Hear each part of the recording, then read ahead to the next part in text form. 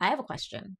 If you have never lived in New York, why in the world would your estate planning documents say that New York law should be used to interpret the terms of your documents? This is what happens when you have DIY or do it yourself estate planning. Oftentimes, when you download documents from different websites, those documents will refer to the law of a different state. The biggest problem with do-it-yourself estate planning is that most people do not know what the words in the document actually mean and what they do.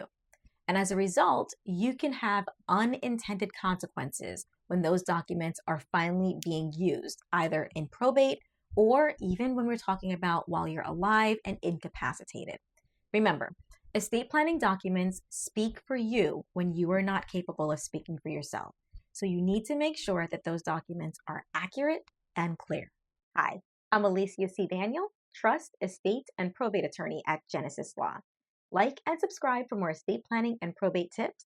And if you are in need of estate planning or probate assistance in Florida, click on the link in the description box, go to schedule a consultation, and let's get started.